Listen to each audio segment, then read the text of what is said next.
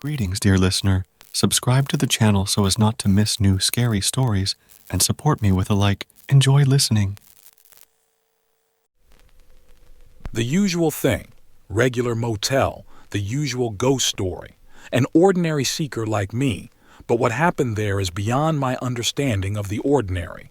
January 3rd, Route 48. It was pouring rain, typical American weather at this time of year. Streams of water rolled down from the roof, merging together and breaking into pieces from the wipers. They were very distracting from driving. In a sense, they are the ones to blame for everything. If it weren't for them, I wouldn't have stayed in this godforsaken motel. At times, because of the rain, I thought I had lost my way, but when I stopped at the sign for the umpteenth time, I saw the inscription Earnestville in miles. Getting back into the car, I continued my journey along a dark, endless road cut through the forests. I always felt like I was walking on a caterpillar that had a stripe neatly shaved down its back. I rarely saw cars on the road, which made me feel lonely. A boring trip that foreshadowed nothing except a huge gas bill. Occasionally touching the pistol in its holster, the lone detective rode along the road. Such a life did not suit me in every way. There was no family, constantly on the move, an inconsistent schedule, and absolute loneliness, even no one to call in case of emergency. Another road sign flashed past the window. Although they meant that I was on the right path, they began to irritate me. My eyes began to droop, as if they were smeared with tar or cheap glue. Streams on the windshield eventually turned into streams, drains, and even rivers. It's time to sleep, Freddie. Damn road sign. Do they really need to be installed so often? The car was trashed, but fortunately I was not injured, although who knows whether it's fortunate or not. Maybe they would have found me unconscious, called an ambulance, and nothing would have happened to me. Having slung a bag with clothes, small supplies of food, and ammunition over my shoulder, I wandered along the road after leaving a note on the windshield with my phone number. In a matter of seconds, I was soaked to the skin, and hair that I had no intention of cutting was in my eyes, constantly blocking my view. A couple of minutes later, I came across the lights of a motel called the Sunrise, a 3-story building with no elevator that looked like it was about to collapse. Throwing open the door, deafened by the decorative bells above it, the lone wolf walked inside, sniffing the new place. The motel had a wild stench that you can't smell in every garbage dump. This place was disgusting, but it was better here than in the rain in the forest. At the entrance, the manager sat behind a counter with a sign on which a set of rules was written. He was younger than me, and from his headphones came the squeaky cries of some pop singer. Another sad, shaggy bastard, I thought about him. "Are there any rooms?" I asked in a slightly rough voice. "Yes, 300 a night," he muttered. Having said goodbye to the money and taking the rusty key to room 236, which was on the second floor, I walked past the manager up the stairs. The creaking floors indicated that if someone decides to go for a run, they will immediately fly through the floor below, or even 2. The corridor that led to the rooms was very narrow that perhaps if someone had walked past my door, I would have heard it even when he was at the other end of the corridor. On the sides there were small, flimsy windows with old, rotten latches. Room 236 consisted of 2 rooms. One had a bed and an old black and white TV, and the other had a toilet and a bathroom. I wanted to wash my hands before unpacking, but as soon as I turned on the tap, I recoiled from the bathroom. Absolutely black water was pouring out of there. Having closed the tap, I frantically began to dry myself with a towel that was hanging on the radiator. Returning to the TV room, I placed my bag on the bed and began to unpack. After a short snack, I put my bag aside and lay down on the bed. Just one night, Fred. Just one night. Be patient. I woke up with water dripping from the ceiling on my face. The same black water as in the bathroom. Jumping out of bed, I frantically began to wipe my face. I hate this motel, I muttered angrily, as if someone would hear me and solve my problem. Throwing open the door, the embittered animal ran to knock on the door of the upstairs neighbors, but no one opened it. When the knocking stopped, the rare sounds began to be heard many times louder. Only the murmur of water and the creaking of the floors, on which someone shuffled with their bare feet, broke the deepest silence. "I hear you there, open the door," I shouted, but no one opened it, only the shuffling stopped. I ignored this and decided to go downstairs to ask the manager to solve the problem, but he was nowhere to be found. Once again, locked in its lair, the lonely beast tried to sleep, counting the drops that fell in one place and then in another, piercing his head with a heavy sound. He just sat on the bed and stared at one point. Unbearable.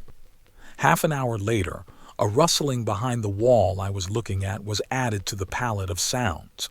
Someone was scratching the wall and doing it so loudly as if they were deliberately trying to get me out. He did it relatively quickly. Within 5 minutes, I was thinking about how to break down this idiot's door. When I knocked on the door, it was clear that no one opened it for me. I could have sworn that the whole building could collapse if I just leaned on it, but I couldn't break down the door. What is going on here? Once again, when I went downstairs, I didn't find anyone. Someone ran behind me, loudly creaking the floors. Turning around, I didn't find anyone. "Who is there?" I shouted. "I need a manager. Hey!" On the second floor, someone loudly slammed the door. What's going on here? Once again, I tried to sleep. I moved the bed to the left of the leaking ceiling, covered myself with a blanket up to my nose, and thought about tomorrow. What is he hiding? Will my car be fixed? Where will I go? Call. "Hello?" I said into the phone in a hoarse voice. There was absolute silence on the other end of the line, perhaps even quieter than expected under normal circumstances. "Hello!" I shouted louder, but no one answered. I hung up and turned to the wall. I almost managed to fall asleep, but behind the wall, not the one behind which someone was scratching, they began to swear loudly in the voices of the newlyweds. They shared the gifted junk. Apparently, they already wanted to get a divorce. Idiots. In any case, they made it so loud that I couldn't sleep. Covering my head with a pillow, I rested my cheek on the hard mattress so as not to hear them, but to no avail. The girl's voice was high and squeaky, and the man's was low but also squeaky. When they hit a high note, it felt like my eardrums were being cut by a string. Another call. "Hello!" Silence. "This is not funny at all," I shouted, hanging up. The screams did not stop. Someone started scratching behind the wall again. Such an abundance of sounds did not allow me to concentrate on anything. In my head, thoughts wrapped around each other, making a circle somewhat similar to the Colosseum, and in its center stood an animal with a burning match and gasoline. Call. "If you call again, I swear I will find you and rip your heart out." The receiver fell into place with a ringing sound. The scratching creature increased its pace. The screamers. Turning around, I asked, "Excuse me, are you okay?" The man was covered in blood, which scared me at first. Had I really knocked him down so badly? But when he straightened up, I saw a bloody axe in his hand. Throwing it over his head, he rushed towards me. When I pulled the trigger, there was no shot. Damn fuse! He hit me, but hit the gun. The weapon flew to the other end of the corridor. Having hit the man in the stomach, I ran to the saving cold piece of metal. Step 2, 3, collapse. The floor broke under my foot, and I, stuck a couple of centimeters from the gun, frantically tried to reach it. Having recovered, the man took an axe and slowly, as if ridiculing my situation, he walked towards me. Then I experienced the fear inherent in the defendant during the announcement of the verdict. I felt some relief. I had finally let off some steam. I already had many kills to my name, so my hands no longer trembled at the sight of blood. It's strange that no one came out in response to the noise, because the shot should have been heard even on the highway. Having difficulty getting up from the floor, I felt a sharp pain in my right leg, which was stuck in the floor a moment earlier. Whining and limping, the animal climbed up into its lair, occasionally touching its sore paw. Something was ringing monotonously behind the door. I'll definitely break it. "Hello," I said tiredly. "Fred, why did your lighthouse stop? You know that we need to get together quickly." "Logan, how did you find me?" "Big brother, remember? How to forget her? This bastard will do everything to find fault with me. She's loving." "I know. I crashed my car. Can you come get me?" "Yes, you didn't break it very far. I'll be there in a couple of hours." "Okay, just hurry up. There's something wrong here." "What do you mean?" "His traces. Maybe it's him, or maybe I'm just lucky. I don't know. Just hurry up, please." I hung up with relief because soon my partner would pick me up and the beast would find peace again. Someone knocked on the door and ran away. Throwing open the door, I shouted, "I'll get you! Do you hear?" There was a loud bang on the third floor. Carefully avoiding holes in the floor, I climbed to the third floor. The door was slightly open, behind which curtains were visible fluttering in the wind. Raising my weapon, I slowly began to sneak towards the door. When I was already close to the door, it opened with a creak and the manager came out. He was taken aback when he saw me, hunched over, with a pistol in my hands. "What's going on here?" he screamed. "Really? Why are you walking around the motel with a gun?" "Because some moron with an axe tried to kill me." Feeling something behind me, I turned around sharply. Out of the corner of my eye, I noticed him, the same creature that we hunted for so long, which haunted me for so long. The light turned off. 3 shots in the place where he was a moment ago, although I understood that it would not harm him while he was in this form. The light blinked, and I saw it again.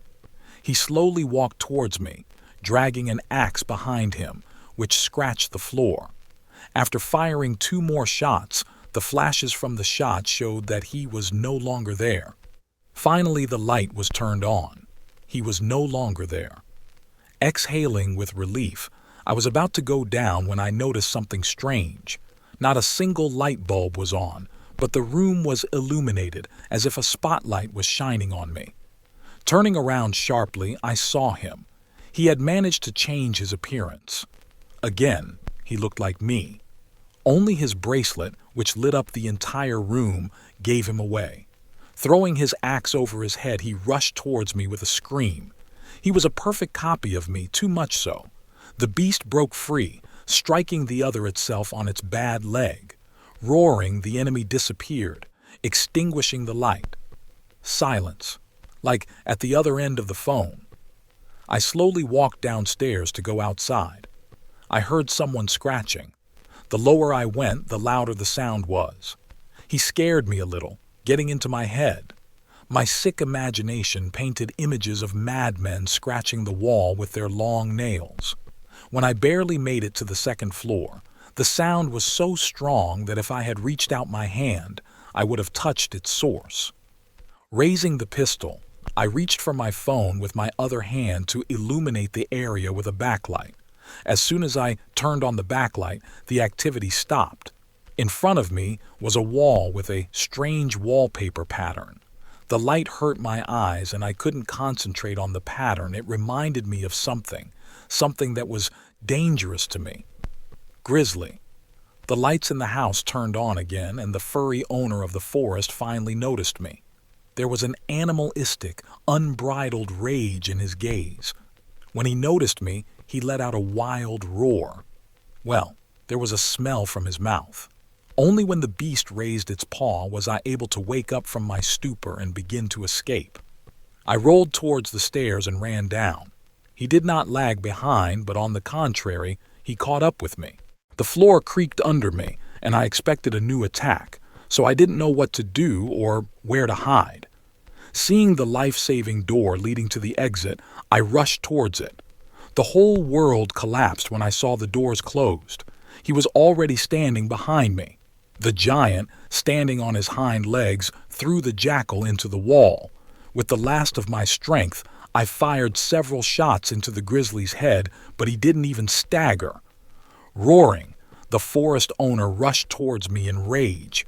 Having crushed me with his paw, he began to tear my clothes when suddenly a shot rang out. The carcass fell next to me. Raising my head, I saw the owner of the hotel, who was holding a double-barreled shotgun in his trembling hands. I didn't have the strength to get up, especially since the carcass weighed at least 200 kilograms. With the help of my savior, I got out from under the bear. Nodding in gratitude to the owner of the double-barreled shotgun, I reloaded my pistol, and together we decided to get out of here. Before leaving, my gaze was caught by some shiny object on the grizzly bear's neck. This was the key. Only a 3 was visible on the key number, but in any case, this narrowed the search for a room to which he would go. Having torn it from the neck of the defeated man, I followed my new friend. "What is your name?" he asked, a little scared. "Frederick Sullivan." "You?" "John Gray." "It's very nice. It's a pity that under such circumstances." "Where are we going now?" "In the back room. There's a key to the front door. We open it and dump it. It's simple." "Why did you have to close the door?" "Those are the rules. The administrator said that since the hotel is called Sunrise, then we will open it only at sunrise." "Clear. And the grizzly, where is he from?" "I have no idea. When you arrived at the motel, I had just started my shift. The light began to blink again. Second round? Fred, where are you?" "Calm down, John. I'm here. Do you have a flashlight?" "Yes, now." The darkness was dispelled by a small beam of light which did not reach the wall due to an obstacle. "Fred, how were you able to get around me?" That's what John said before the creature that became my Moby Dick attacked Gray. After firing several shots at the animal, the whaler flared up with rage, but the bullets did not penetrate the thick skin of the whaler killer. When he was done with John, he looked at me, picked up the lantern, and walked slowly towards me. Frantically reloading the pistol, I looked into the eyes of my pet. He came closer and closer. Having finally reloaded, I spent another clip on him, when suddenly he turned off the flashlight, and again everything fell into pitch darkness. Looking around, I tried to see at least something that could give him away. He turned on the flashlight again. Keith was standing right in front of me. He was half a meter away from me. A hunched man of about 40, in a dark hood, he looked at me. Only his eyes gave him away. The spark of the beast was visible in them, a wild, unbridled beast that was ready to tear everything apart from its fellows. He turned off the flashlight again, but a second later, the light came back on. This time it was a real light and not a killer bracelet. I was sick of seeing what John had become. Almost all of his limbs were unnaturally twisted, but there was not a drop of blood. I found the key to the utility room in his front jeans pocket. I was alone again, and silence enveloped the motel. She annoyed me. It was as unnatural as the position in which John remained lying. Heavy footsteps tore away the veil of silence like an axe cutting down a rotten tree. Every step was harder and harder. The desire to sleep, which had been suppressed by the surge of adrenaline, returned again. Exhausted, I pushed the key into the closet, but when I tried to turn it in the keyhole, it broke. That feeling when everything is falling apart. The sound of glass rang in my head, and all my thoughts disappeared due to the flowing rage. The beast broke free again. Grabbing the gun, the distraught detective ran towards the glass door, which was the only obstacle protecting freedom. Strange glass. I couldn't hit it with a pistol. When the cartridges ran out, I attacked this piece of melted sand in a fit, and when all my strength was exhausted, then, drooling on the door, I knocked on it with a useless, cold, and callous piece of metal. Only the thought of the key that was on the bear's neck brought me to my senses. After checking that it was in my pocket, I ran to the third floor. Carefully turning the key, I nervously pulled it out of the keyhole and ran to the next door until I reached the one above my room. It was this room that flooded mine with its black, disgusting water. Having made the usual movement with my hand, I felt the key hit something in the keyhole. Despite this, the lock happily clicked, so loudly that I was ready to swear that it could be heard from the street. Something told me not to open the door. Hesitating a little and looking down, the little animal looked at the door. Finally, curiosity got the better of him and he opened the door wide. A wave of water rushed out. She knocked the tired old detective off his feet. Coughing up water that tasted like something rotten, I tried to get to my feet to look around the open room, but my leg kicked in again, and I fell face first into that damned water. Leaning on the walls, I reached the toilet where water was flowing from. Like a wet dog trying to plug the water pistol of its mocking owner with its paw, I turned the tap, but the water did not subside. The beast turned faster and faster until the tap broke completely, and the pressure of the water knocked him off his feet again. Leaning against the wall, I looked around the room, but I didn't find anything useful in it. Think, Fred, think. Concentrating his thoughts on escaping so much that his head began to hurt, the beast went downstairs to the only exit. Deciding to try his luck again in knocking down doors, he went to the pantry but tripped over an axe that was already buried under the water. Grabbing it, he began to furiously hit the pantry door. Finally, at least some progress. The door began to crumble. Consumed by anger, the beast crushed the door. He burst into the room and saw on the table the treasured key, which opened the beautiful country through the looking glass, where there was absolute freedom and no disgusting water. Headlong, he rushed to the last barricade. Bear. Even after death, this creature was still able to get me. I tripped over his paw and dropped the key. The evil water swallowed him up. It seemed to me that then I turned gray from the fear of being buried under water in this motel. Scratching the floor with my nails, I looked for the key, not noticing how the water was getting closer and closer to my throat. Washing my chin, lips, nose, forehead, the water did not subside. Having abandoned the search for the key, I began to climb upstairs. There must be a way out somewhere. When I found myself on the 3rd floor, the light went out again, and only the moon, the light of which poured through the open window in the corridor, gave me a view of the stranger with the bracelet. He raised his hand and blinded me with the light from the bracelet. Screaming, he ran towards me. Grouping myself, I hit him in the stomach and rushed to the window. The height of the 3rd floor has never killed anyone, or has it? After a little hesitation, I turned back. But when I saw a freak with a bracelet rushing towards me, I instantly jumped out the window. The light hit my eyes, and someone's hand brought me to my senses by lightly slapping my cheek. "Fred! Fred! Wake up! Logan? Yes, get up quickly. Where have you been? How is this where? I was coming to see you. You said a couple of hours. Someone collapsed the bridge. We had to go around it. Let's go." The strong hand of my partner lifted me and sat me in an old Jeep. "What about your old car?" She was not accepted on board due to the lack of some piece of paper. I leaned back in the passenger seat, rubbing the side that had been damaged in the fall, and watched the motel recede. The beast was telling me to burn it down, but I knew the motel would be able to distract the police so Logan and I could finish the job unmolested. We were still driving along the same shaved strip on the back of the Caterpillar, but now I felt protected. Now everything was in order. After about 5 minutes of driving, I saw a car driving towards the motel. Something wasn't right about her. Looking at the license plates, I realized it was Logan's car. Not believing my eyes, I saw Logan himself behind the wheel. Without showing any sign, I looked at the driver who was driving me and saw the same bracelet on his hand.